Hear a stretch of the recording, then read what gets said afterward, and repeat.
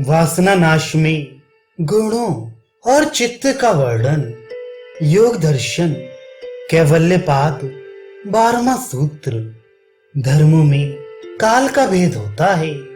इस कारण जो धर्म अविद्या, वासना, चित्त और चित्त की वृत्तियां आदि अतीत हो गए हैं और जो अनागत हैं, अभी प्रकट नहीं हुए हैं, वे भी स्वरूप से विद्यमान रहते हैं। व्याख्या: वस्तु का वास्तव में अभाव कभी नहीं होता। वस्तु के धर्म, चित्त और वासना आदि कुछ अनागत स्थिति में रहते हैं, कुछ वर्तमान स्थिति में और कुछ अतीत स्थिति में। इससे ये नहीं समझना चाहिए कि जो वर्तमान है उन्हीं की सत्ता है, दूसरों की नहीं, क्योंकि उनका स्वरूप से अभाव नहीं होता है। अतीत और अनागत अवस्था में वे अपने कारणों में रहते हैं, व्यक्त नहीं रहते। यह अपने कारण में विलीन हो जाना ही उनका नाश या अभाव है। योगी का उन वासना आदि के साथ संबंध विच्छेद हो जाता है, अतः वे योगी के पुनर्जन्म में हेतु नहीं बन सकते। धर्मों का असली स्वरूप क्या है सो बतलाते हैं। 13वां सूत्र। समस्त धर्म व्यक्त स्थिति में और सूक्ष्म स्थिति में सदैव गुण स्वरूप ही है। व्याख्या: वे धर्म जिस समय वर्तमान है उस समय भी अपने कारण रूप गुणों से भिन्न नहीं है, तथा जिस समय अनागत और अतीत इन दोनों प्रकार की सूक्ष्म स्थिति में है, तब भी गुण स्वरूप ही है, क्योंकि गुण उन धर्म रूप समस्त भिन्न भिन्न वस्तुओं में धर्मी अर्थात कारण रूप से सदैव अनुगत रहते हैं। उनका कभी अभाव नहीं होता, अतः वास्तव में किसी भी वस्तु की सत्ता का अभाव नहीं है। गुण स्वरूप से वह सदैव विद्यमान है, परंतु परिणामशील होने के कारण उनमें निरंतर परिवर्तन होता रहता है। यदि गुणों का कार्य होने से वास्तव में सब कुछ गुण स्वरूप ही है, तो फिर भिन्न भिन्न स्वभाव वाले तीनों गुणों से एक एक वस्तु की उत्पत्ति कैसे हो जाती है? हर एक से अलग अलग वस्तुएं होनी चाहिए थी। इस पर कहती हैं 14वां सूत्र। परिणाम की एकता से वस्तु का वैसा होना संभव है। व्याख्या: भिन्न स्वभाव वाले गुणों का जब एक परिणाम होता है, सब मिलजुल कर जब किसी एक वस्तु के रूप में परिणित होते हैं, तब वैसा होने में कोई विरोध नहीं है। भिन्न भिन्न वस्तुओं के एक परिणाम से एक वस्तु का प्रकट होना प्रत्यक्ष देखने में भी आता है। जैसे पृथ्वी और जल मिलकर सूर्य और चंद्रमा की रश्मियों के संबंध से वृक्ष के रूप में परिणित हो जाते हैं और उसमें फिर नाना जात, नाना आकार और नाना व्यक्तित्व का भेद हो जाता है, परंतु वस्तुतः वे अपने धर्मियों से सर्वथा अभिन्न हैं। उसी प्रकार सब वस्तुएं गुण स्वरूप ही हैं, उनसे भिन्न नहीं हैं। जो लोग ये मानते हैं कि दृश्य कोई वस्तु नहीं है, वासना के बल से चित्त ही दृश्य रूप में प्रतीत होने लग जाता है, उनकी मान्यता गलत है। क्योंकि 15वां सूत्र। वस्तु की एकता में भी चित्त का भेद प्रत्यक्ष है, इसलिए चित्त और उसके द्वारा देखी जाने वाली वस्तु, इन दोनों का मार्ग अलग अलग है। व्याख्या: एक ही वस्तु में मनुष्यों के चित्तों की वृत्तियां अलग अलग होती हैं, अर्थात अनेक चित्तों का विषय वे एक ही वस्तु विभिन्न प्रकार से बनती है।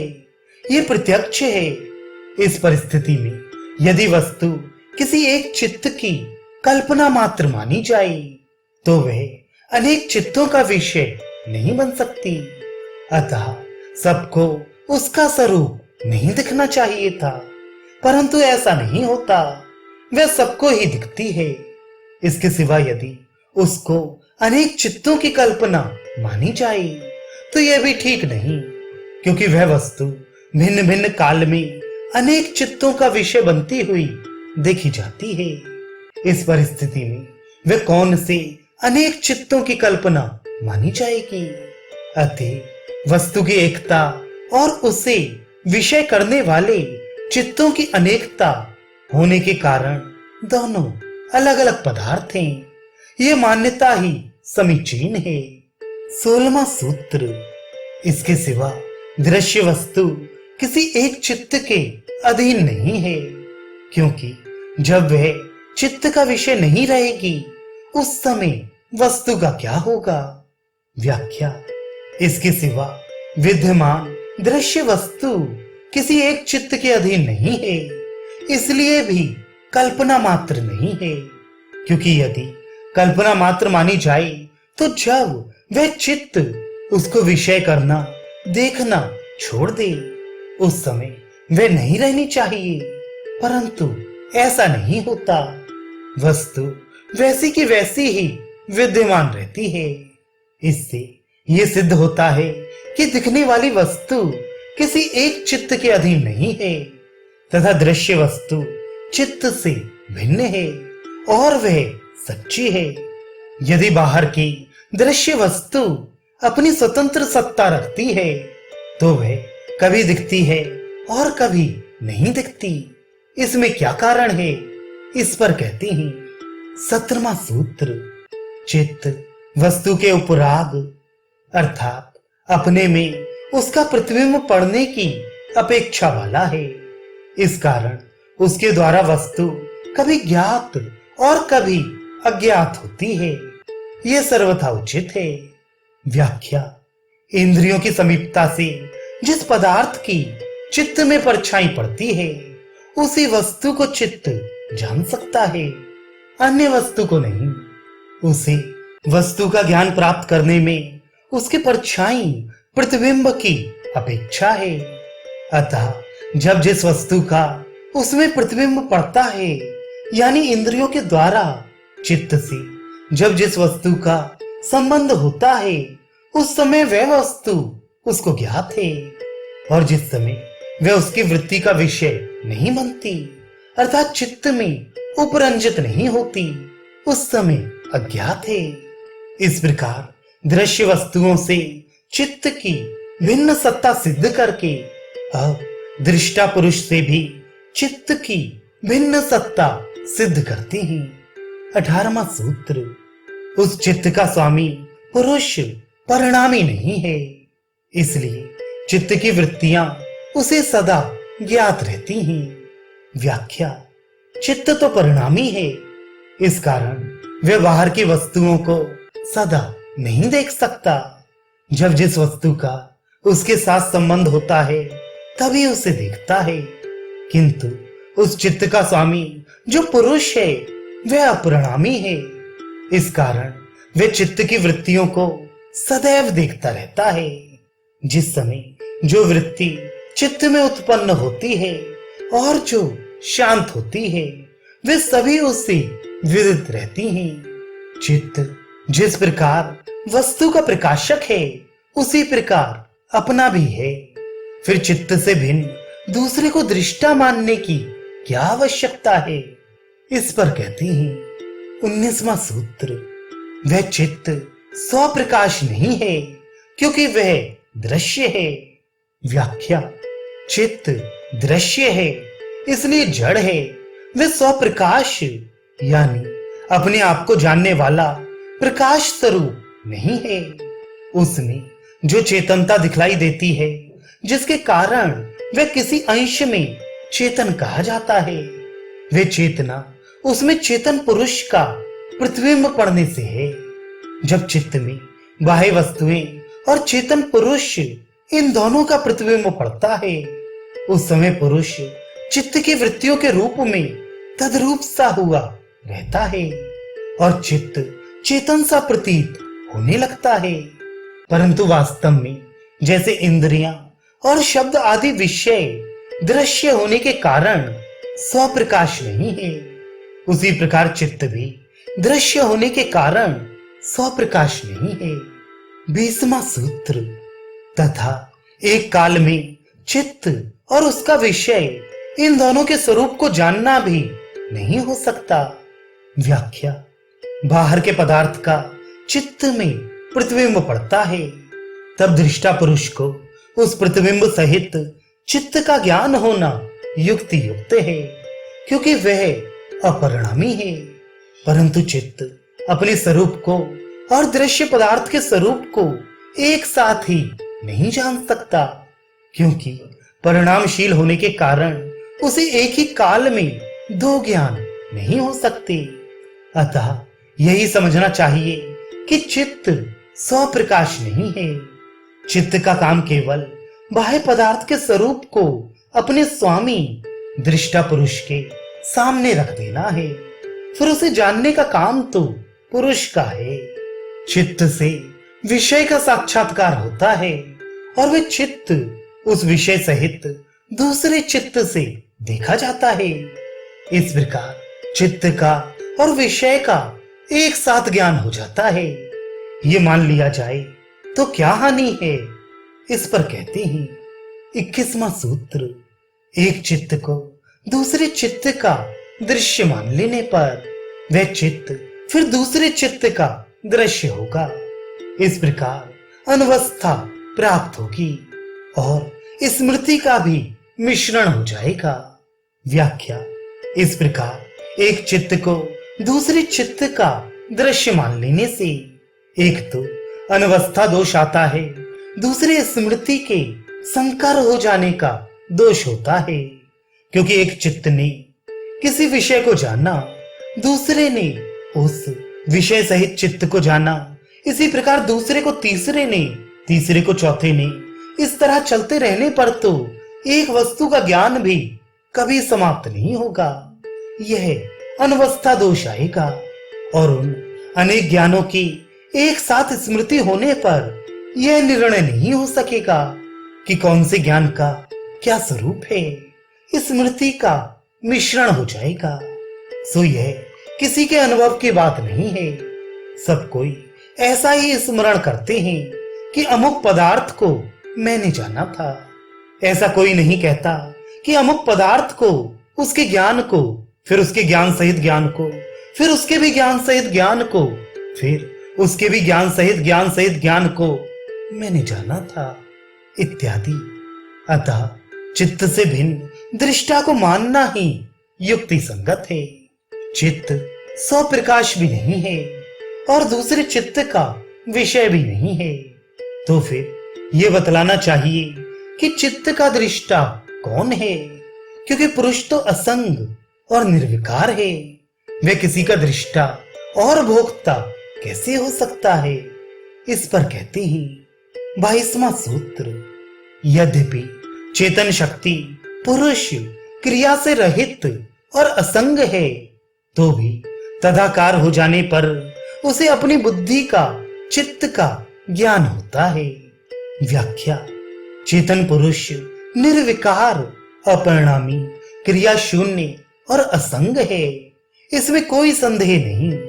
परंतु विकारशील नाना प्रकार के दृश्य पदार्थों के प्रतिबिंब से तदाकार हुए चित्त के संबंध में जब वह चित्त के आकार वाला सा हो जाता है, उस समय उसे वृत्तियों सहित बुद्धि का ज्ञान होता है।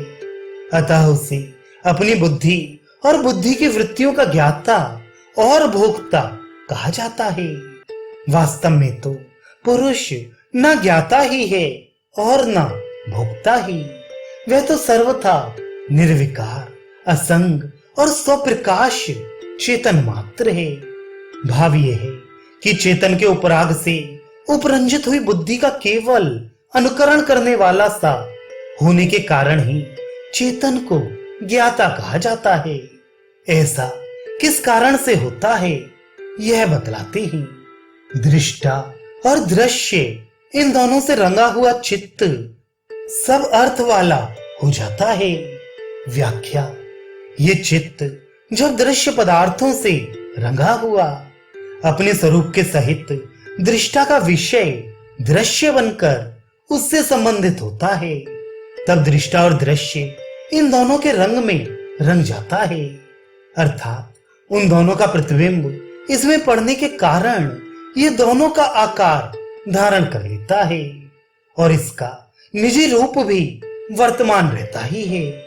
इस कारण ये चित्त ही सब अर्थों वाला हो जाता है, यानी दृश्य पदार्थ के रूप वाला, दृष्टा पुरुष के रूप वाला और अपने रूप वाला, इस प्रकार सर्व रूप वाला हो जाता है।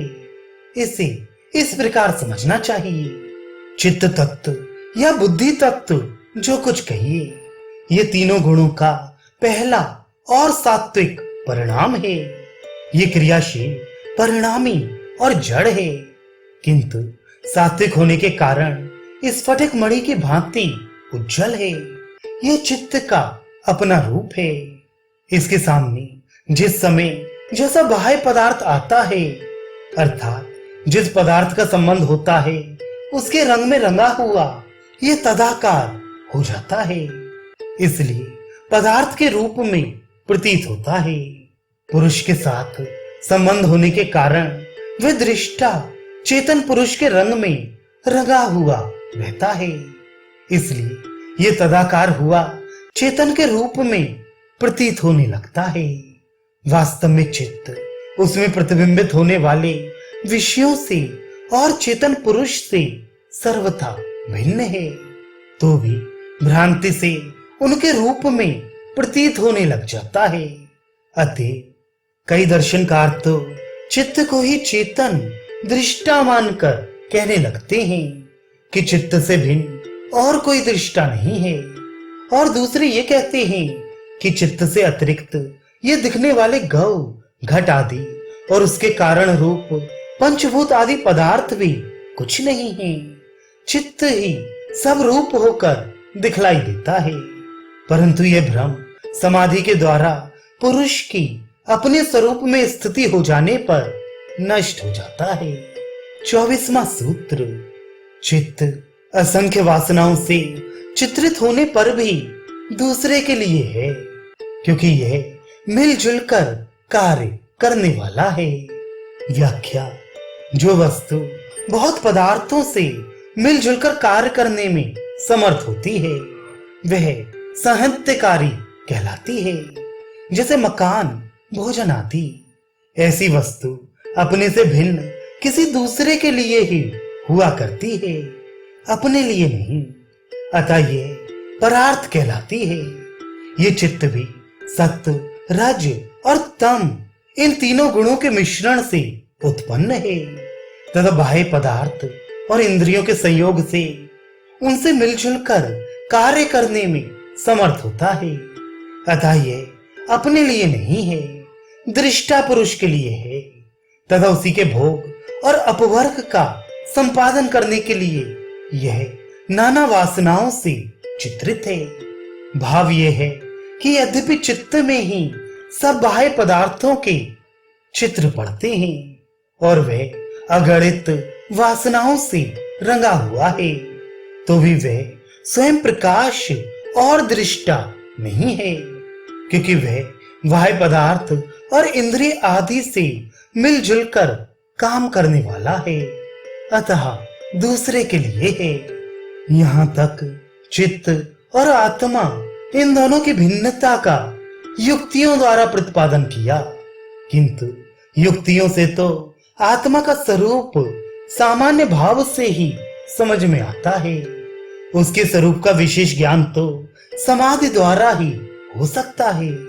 अतः समाधि में होने वाले विवेक ज्ञान द्वारा जब योगी आत्म स्वरूप का प्रत्यक्ष दर्शन कर लेता है, तब उसकी क्या पहचान है, यह अगले अध्याय में बतलाएंगे।